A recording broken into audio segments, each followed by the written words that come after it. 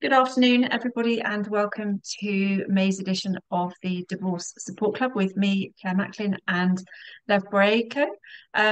We are a small informal group where we meet every month to give you information, guidance, and strategies to help you cope better with separation and divorce. And I'll very quickly ask Lev if he would like to introduce himself, and then I will get going with the main topic for today. Over So to you, Lev. yes, my name is Lev Boreyko. I'm one of the legal advisors in our private relationship team. Here at Ian Walker, obviously we deal with a variety of family law issues, ranging from divorce to disputes in relation to children and cohabitee disputes alongside other elements such as cohab agreements, separation deeds. Yes, so anything that really falls underneath the family umbrella, we can assist you with. Thank you very much. So today we are going to talk about what to do when your spouse tells you that they want a divorce. Now, that might have come as a complete surprise. It may have come as a shock, or it may be something that perhaps you're expecting, or something that you've even talked about together. But what I want to do today is just give you some strategies from, first of all, from an emotional coaching perspective around how to cope or how to best cope with that. And then Lev will give us some legal input afterwards. So I'm very, very quickly share my screen, then I can introduce myself properly as well. There we go. So my name is Claire Macklin. I'm a specialist breakup and divorce coach, and I work alongside Ian Walker to provide these sessions. I'm a master NLP practitioner and a former lawyer. I've been divorced twice. I'll tell you a little bit more about that in a moment. And I'm the single mum of two boys and the author of a book, Breakup from Crisis to Confidence. The main aim of these sessions is to help you to start to concentrate on you rather than on your ex, to become calm and get clarity, to focus on what you can control, to see options and choices, to communicate more effectively, and ultimately, we want to help you create a new future that you're excited about. So today, we're going to talk about what to do when your spouse says that they want a divorce. Now, these are some of the emotions that I remember feeling when my first marriage broke down. My first marriage broke down very suddenly when I was 35 and my children were 1 and 3. And my husband told me over dinner, while we were watching Holby City, that he'd met somebody else and that for him, our marriage was over. So for me, this was an absolute bolt from the blue, one of those classic, no idea, didn't see it coming at all, and it absolutely left me reeling with all sorts of feelings like those on this slide. And it was this experience and what I learned in the months that followed that led me to set up my business to support other people like you going through separation. So I want to talk a little bit about the emotional journey through separation and divorce and give you some strategies to handle those feelings.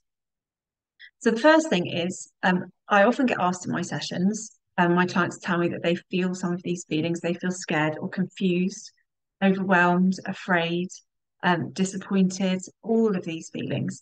And they often ask me, is this normal?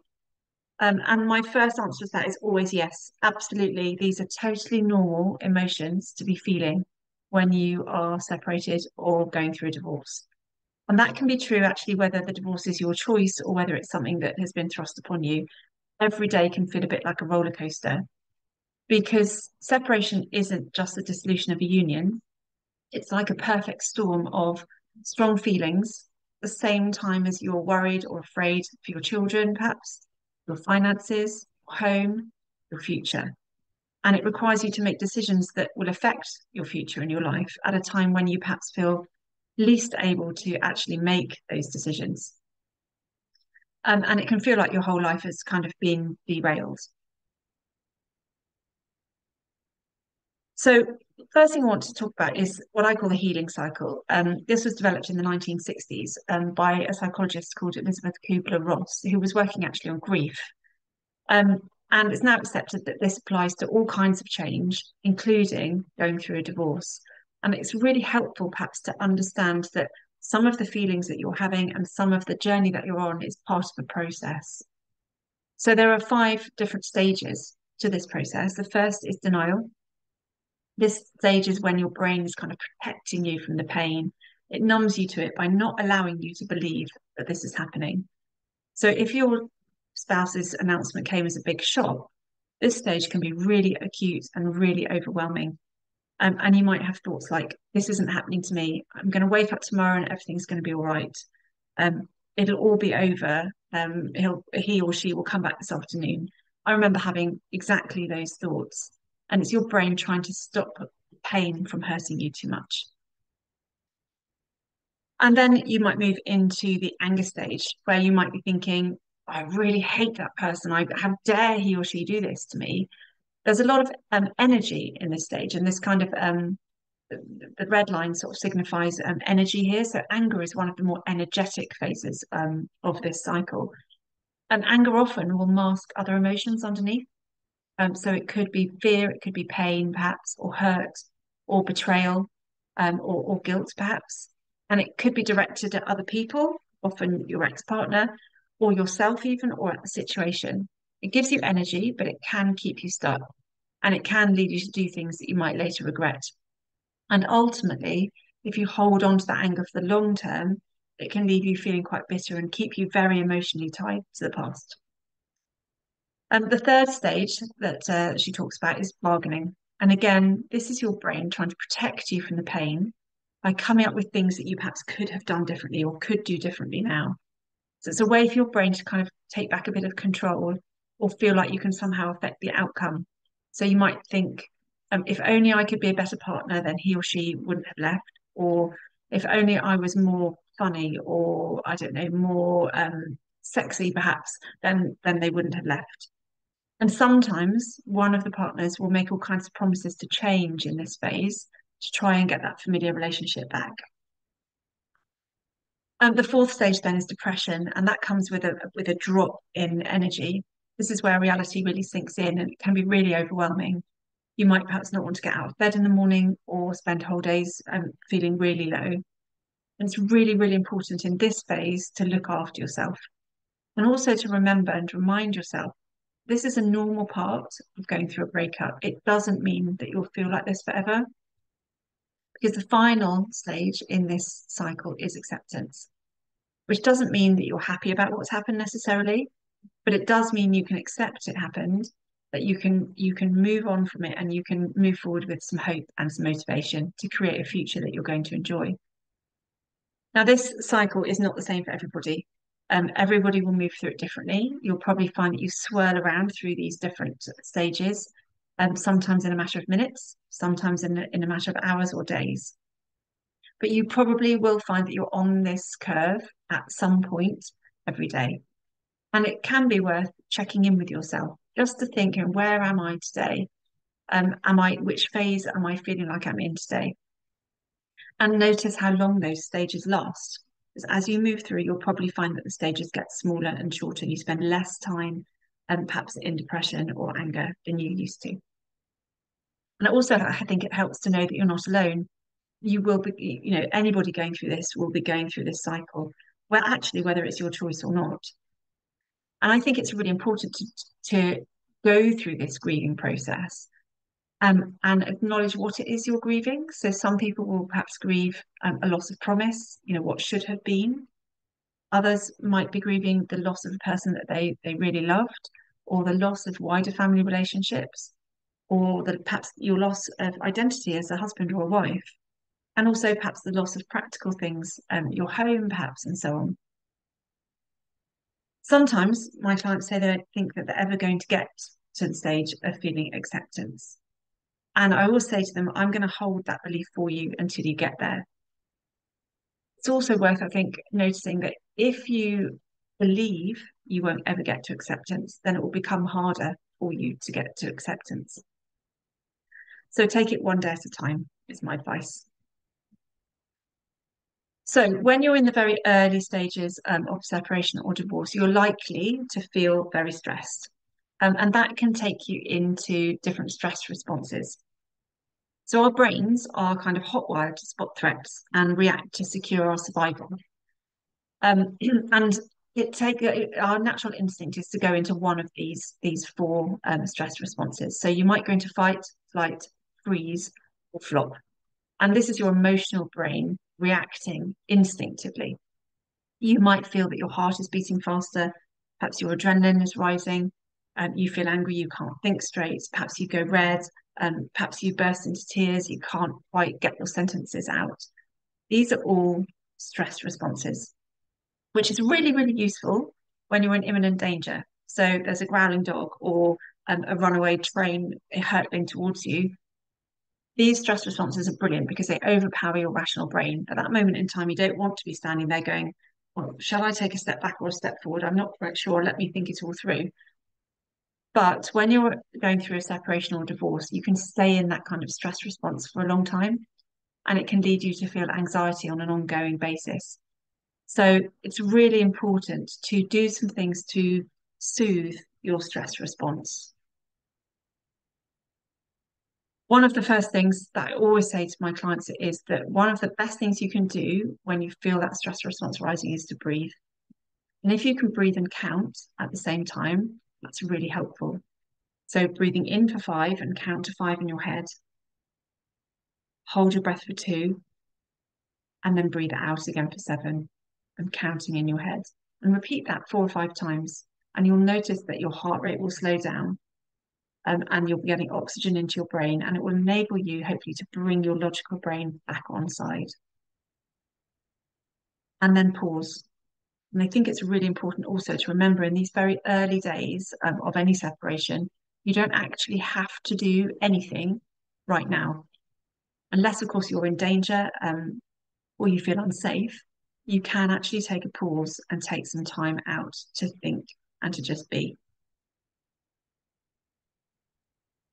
And then bring some things in that will help calm your nervous system. So, as I've said, breathing, also maybe some mindfulness strategies. One really helpful one is to sit comfortably in a chair and look around your room and think of 5 things that you can see, 4 things that you can touch, 3 things that you can hear, 2 things that you can smell, and 1 thing that you can taste. And that helps bring you back into the present moment. And you can remind yourself then that right here, right now, I'm okay and I'm safe. You could also move your body, shake your body around, literally shake off the feelings and move, go for a walk, get outside in the fresh air. And another thing that's very calming is to focus on touch. So just some suggestions. You could take your shoes off, go and stand on the grass, feel the ground beneath you, feel the coolness of the grass and beneath your feet. Or you could, if, for example, you feel the stress in a particular area, so some people feel it across their shoulders, or you might feel it in your belly, gently just circle that space where you feel anxious with a kind of soft circular motion, sort of soothing with your hand, so that you can calm. Or put on your fluffiest slippers and enjoy feeling the softness on your feet. Start to focus on things that bring your senses into play and bring you right back into the present moment. And then I wanted to talk a little bit about emotions because it can be really useful to kind of name your emotions in order to tame them. So the feelings that you have are yours and they're individual to you, and they will be different to any other person's. They can be intense, they can be overwhelming, and they can also be contradictory. So I remember feeling sometimes really angry, really sad, but also a little bit relieved at the same time. And that's okay. Your emotions can be really contradictory. They're our body's way of communicating with us, and they're kind of subconscious responses to events, and they can absolutely hijack our logic and send us into that fight, flight, freeze mode. I also think emotions are very much like visitors. They knock on the door.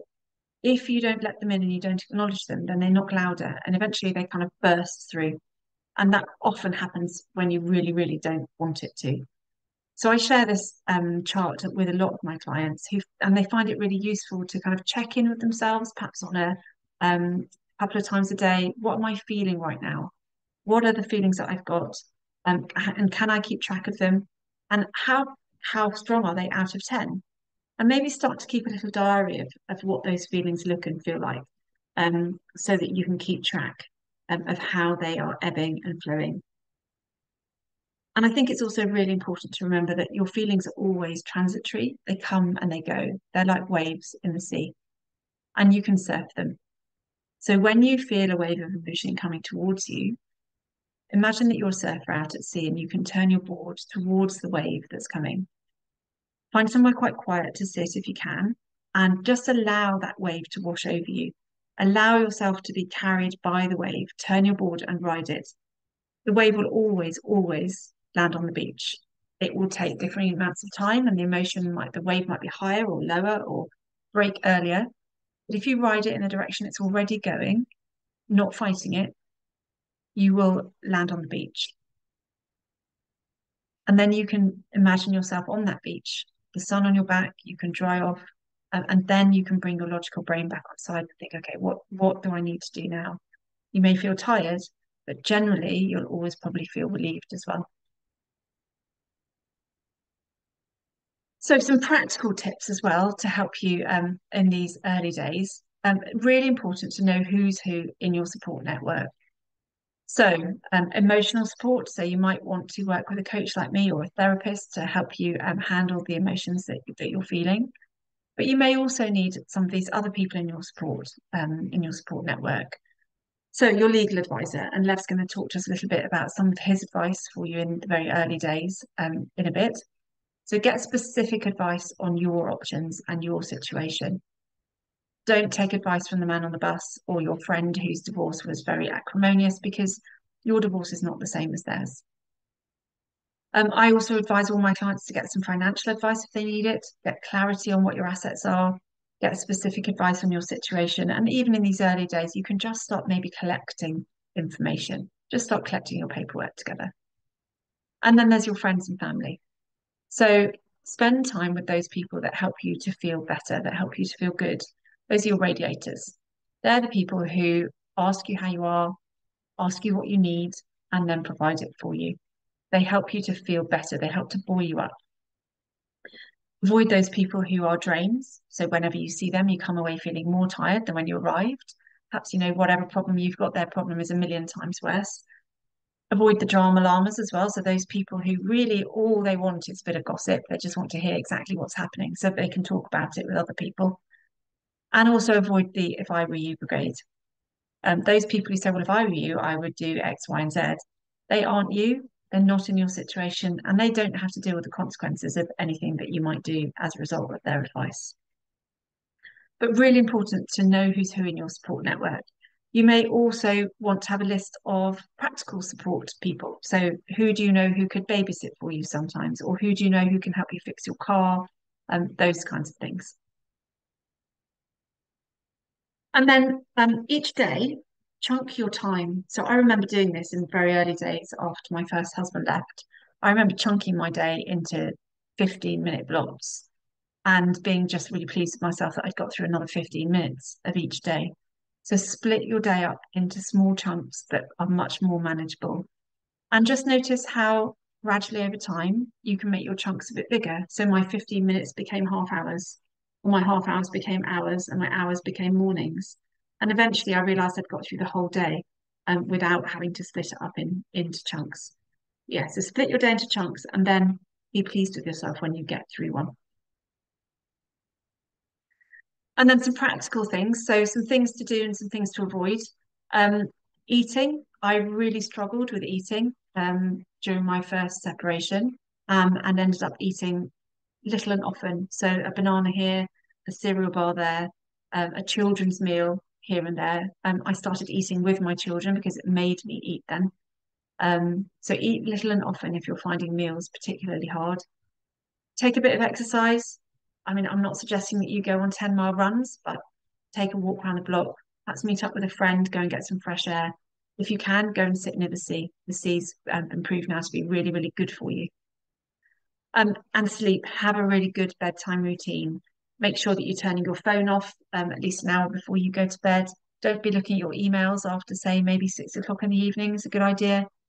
Have a cup of chamomile tea, whatever it is that you need to get into a really good bedtime routine so that your body starts to wind down. Do that because you're going to need sleep right now.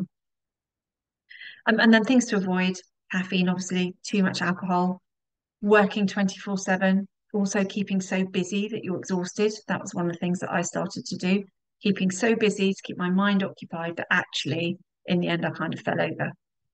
And drugs, obviously, avoid taking drugs. And then social media. So this is something that comes up quite often with my clients. Um, don't talk to yourself with social media. Block or defriend or unfollow your ex. You don't need to see anymore what they're doing. Ask your friends not to tell you what they're doing as well. And avoid venting on your socials. And maybe Lev can tell us something something about that later, because you don't want things on your socials that could later come back to bite you. And remember, what's on social media doesn't always reflect reality. So if your ex-partner is putting up loads of wonderfully happy pictures with their new partner, just remember life isn't exactly what it looks like on social media. And again, that's a good reason to block, defriend, unfollow. And then know what you can and can't control. This is really fundamental. You may find yourself perhaps wishing that your ex would behave in a certain way, or stop saying certain things, or understand your point of view. And often we try and control the very thing that we can't, which is other people. So ultimately, you can only control your own stuff, your own thoughts and words and actions. When you spend your time focusing on what your ex-partner is doing or saying, or how you can get them to understand, you're likely to end up being frustrated and in this kind of yellow zone, call it the yellow zone of frustration. That will lead you to feeling potentially helpless, resentful, angry, because you're giving your power away. So ask yourself, what actions are within my control? What can I do to help myself feel better? What actions could I take today? And it might be simple things. So there are a few simple things that you can control. You can control, for example, what you watch on the TV, who you spend time with, what music you listen to, what you wear. And I'm a big fan of dressing for how you want to feel. You can control what you look at in social media. And you can also control the kind of questions that you ask yourself in your head. And I thought I'd share three really good questions that you can ask yourself in those moments when you've got those swirling thoughts. And you might be asking yourself questions like, what did I do to deserve this? Or why is this happening to me? Those questions are only going to go one way, down a rabbit hole. So, three questions to bring your focus back onto you might be, what can I control here? And then, what's the most useful thought I could have right now? Or what's the most helpful thought I could have right now? And what one thing could I do today that would help me feel better? Lots of my clients stick those questions up on post-it notes, and they put them on their fridge, they put them on their bathroom mirror and so on, because these will bring you back to thinking about what you can do to help yourself just to feel that little bit better. And it may be that the only thing you can think of today that would help you feel better is to have a hot chocolate and sit in the sunshine, or take a walk, or buy yourself some flowers. These things don't need to be massive, but they do need to be things that will help you feel a little bit better just for a few moments. And then remember to put the glass down. So when you're going through a separation or divorce, it can be really, really challenging to put thoughts of it aside. But I thought I'd share this story about a psychologist. So there's a psychologist walking around a teaching room, teaching stress management to an audience. And as she raises a glass of water, she asks the class, how much does this water weigh? And there are all kinds of answers called out. But the psychologist said, do you know what? It's not the actual weight that matters. It depends how long I hold it for. If I hold this glass for a minute, it's not a problem. If I hold it for an hour, I'm going to have an ache in my arm. If I hold it for a day, my arm is going to feel numb and paralyzed. And in each case, the weight of the glass doesn't actually change, but the longer I hold it, the heavier it becomes. And the stresses and worries in life and when you're going through a divorce are very much like that. If you think about them just for a short while, it's okay. Think about them for a bit longer and they really begin to hurt. And if you think about them all day long, you'll feel paralyzed and incapable of doing anything. So this is why it's so, so important to look after yourself while you're going through a separation or divorce. Perhaps doing just one thing every day that enables you to put it to one side just for 5 minutes, whether that's losing yourself in a book, going for a walk, seeing a friend, watching something really funny on TV. It doesn't matter. Remember just to put that glass down, even if it's just for 5 minutes. And then lastly, I think one really important thing to remember when you write at the beginning of any separation is to remind yourself that you don't need to have all the answers right now. You don't have to see the whole staircase. Take it one step at a time, one day, one step, 1 hour even at a time. And lastly, this is a belief that I hold for all my clients and have experienced myself. It's not what happens to you that makes the difference. It's what you do with what happens to you that really, really makes the difference. And so I always say to people, and I remember thinking this myself in my first divorce, I do not want this to define me. And then that became kind of a mantra. So I didn't want my divorce to define me. So I decided on actions that would mean that it didn't. Funnily enough, it now does, but in a totally different way than what I might have expected. So let's just stop sharing there. So that's just a kind of a whistle-stop tour through some of the things that you can do right in those early stages to cope with the news that your spouse wants a divorce. There are so many more, and each one is going to depend on your individual circumstances. So if anybody watching wants to get in touch and talk about this a bit more, I'm more than happy to do that. But I think it would be really useful now to hear from Lev in terms of that's kind of, how you can handle things emotionally, but what might be the really important first steps to take from a legal perspective, Lev? Yeah, I think one of the things you touched upon, and I think it partially feeds into kind of what I do, is every scenario will depend on its own facts. If something comes out the blue, it's going to be very different to if you've had time to kind of to plan for a scenario. What I generally see is the individual's reactions are generally fight or flight. Which which is a natural feelings one could have. A lot of individuals that I see, and this kind of real stems into their anxiety, is not knowing, is not being clear on a scenario, not knowing what their options are. Again, I speak to a lot of people on a daily basis, and generally speaking, after you give them the options and you clarify the route, they feel a lot better, and then they can go away and make an informed decision. What's important from a legal perspective is that an individual knows all the options that are available to them. I mean, a bit of generic advice, and again, this cannot apply to every single scenario, but when a spouse tells you they want to divorce, generally speaking, it is best to try to keep the status quo as much as possible. Obviously, if there are any safety concerns, then obviously that trumps everything. What I mean by that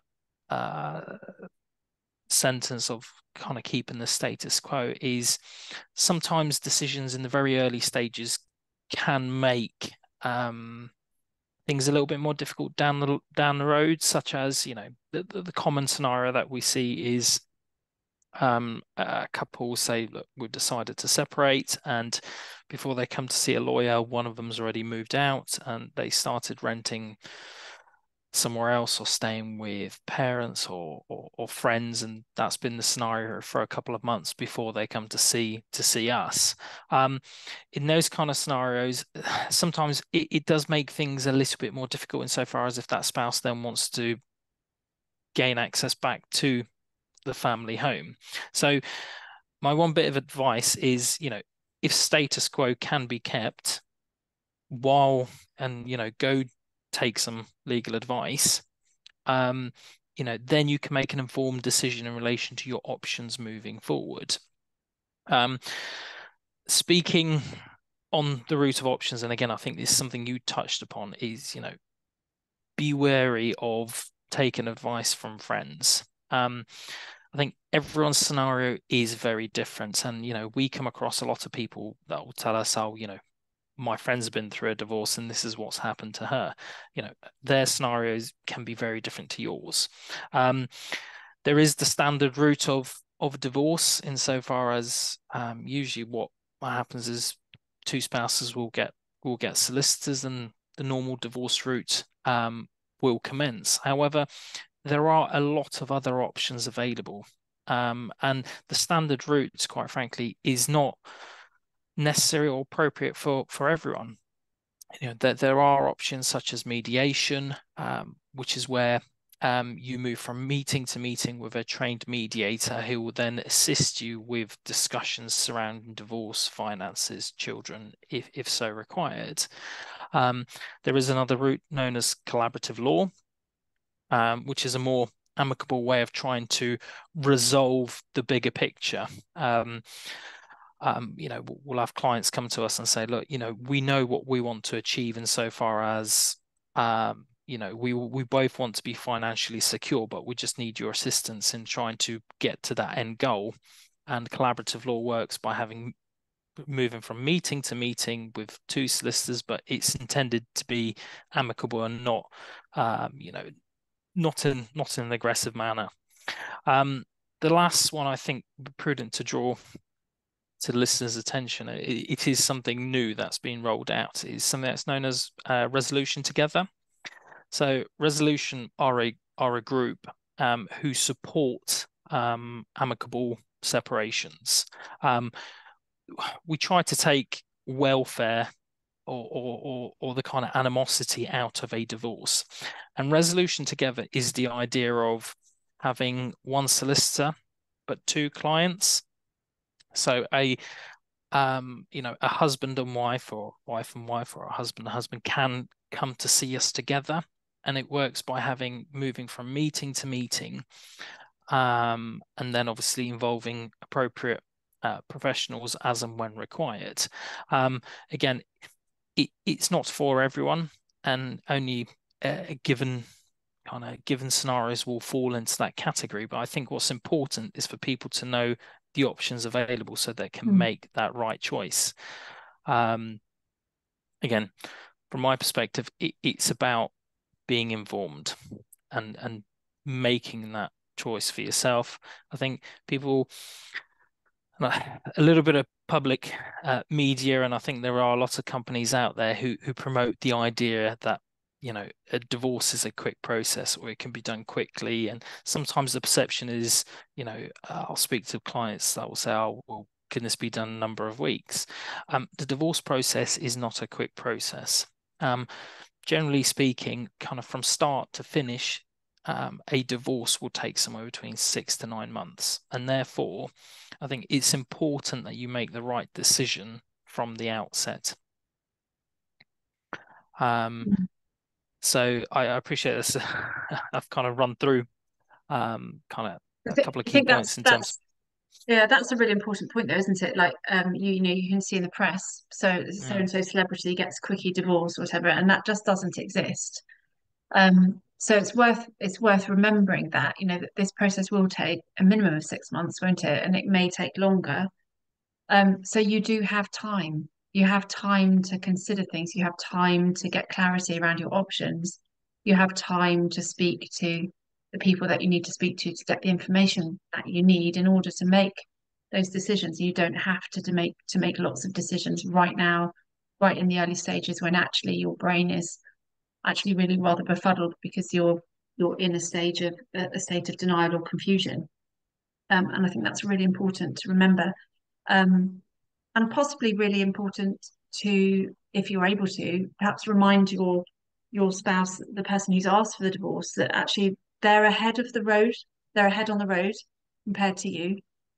Usually the person who has asked for the divorce is ahead on that curve. And so it may be worth having a conversation about that if you're able to, with your ex-partner, because it can be really helpful to understand where you both are on that curve at any particular moment in time. yeah, very, Um, very much so. One thing that often comes up for me in my sessions is that clients want to know when they first go and see a solicitor to get some initial advice, what do they need to take with them? What do they need to bring? So the, the quick answer to that question is as much information as possible. I mean, for example, here at in Walker Family Law, we use a program called Certify before we meet individuals, and the idea behind that is that that program allows them to complete and provide us all the information that we require for the meeting, and hence, come the meeting, we actually already have all the information. When we are looking at divorce and finances, ultimately for a solicitor to even give a steer, they need to have an accurate understanding in relation to what each of your finances look like. For a lot of people, yes, that they're going to have an accurate understanding of their own financial position.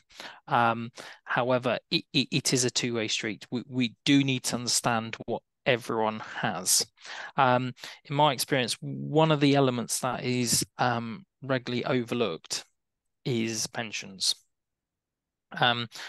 Pensions, for example, in finances and divorce, can be an extremely valuable asset. In a lot of cases I deal with, they are the most valuable assets, but it's something that is regularly overlooked. So I think if you can, for example, obtain a pension valuation, and in our divorce world, they're known as cash equivalent values, before going to see a solicitor, it gives us a very good understanding of what the assets are.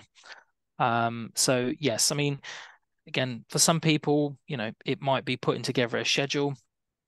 Obviously, we've got our own provider, which allows us to understand your financial situation even before you walk through the door, so the meeting can be as productive as possible. But in a nutshell, bring as much information as you can, and quite frankly, a solicitor or legal advisor can pick out the relevant information. It's far more difficult when that information is not there and you're trying to think of figures off the top of your head. Yeah, yeah. Okay, that makes complete sense. Um, how do you, one thing that's I suppose that the divorce arena it's really changed since I set up my business sort of 6 years ago. There's a lot more people now out there who are offering different types of support Hmm. to people who are going through separation. So, 6 years ago, um, your spouse said, I would like a divorce. And certainly this was the case when my spouse said he wanted a divorce. My immediate thought was, I need a lawyer. And that was that. These days, there is so much more support out there. So there are different types of lawyers, there are different types of financial advisors, there are divorce coaches, there are counselors who specialize in working with people through separation. There are parenting coaches. There are all kinds of people out there.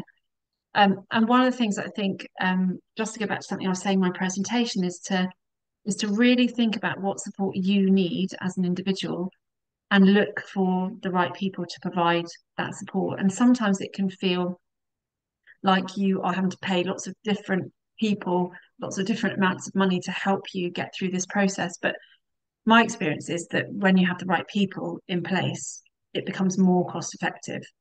Um, because it's relying on your lawyer solely for emotional support and financial support and legal support.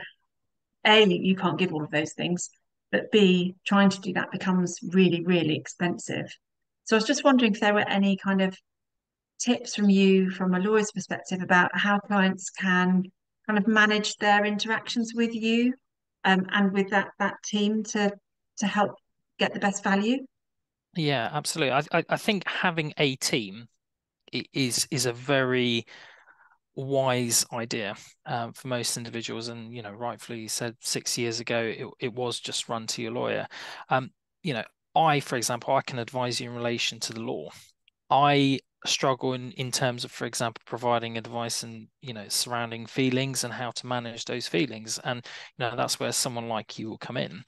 Um, Having the right team in place and having the right individual to address given concerns, and again, generally speaking, is a far more cost-effective and far more rewarding way, because, if you seek advice and guidance from the right person, they're going to be able to provide you far better support, rather than just aiming everything at one individual.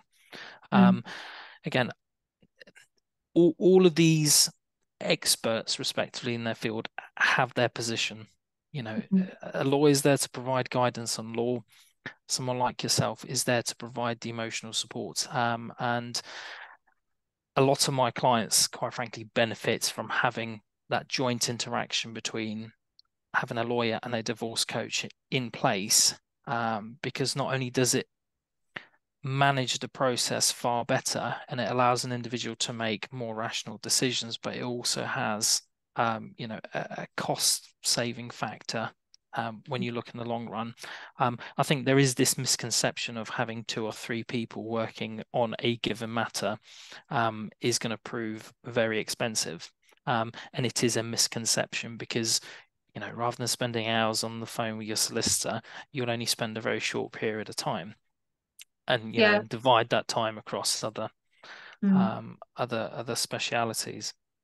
I think also if you're talking through what your priorities are, let's say you're not sure where your priorities lie and you're talking that through with your coach, for example, or your financial advisor, you can absolutely go back to your solicitor then with really firm, clear instructions. One of the things that a lot of solicitors tell me is that sometimes, because clients are overwhelmed, because it's very confusing, they might get an instruction in on a Monday, but then the client changes their mind later in the week, and that will really increase your costs. Um, One of the other things that I often say to my clients is when you're working with your solicitor, try and save all your questions up for one email, one bit of Mm. correspondence, rather than thinking of a question in the morning and firing it off, and then thinking of another question in the afternoon and firing it off, because each of those will require you to open separate emails, and that again will increased costs, and it also means that some things can get missed, I Mm. think. And I know that a lot of my clients also speak to their lawyer and ask them not to send things on a Friday afternoon, or, so there are things like that that you can do with your lawyer that will make that work A, more cost effective, and B, just that little bit less stressful.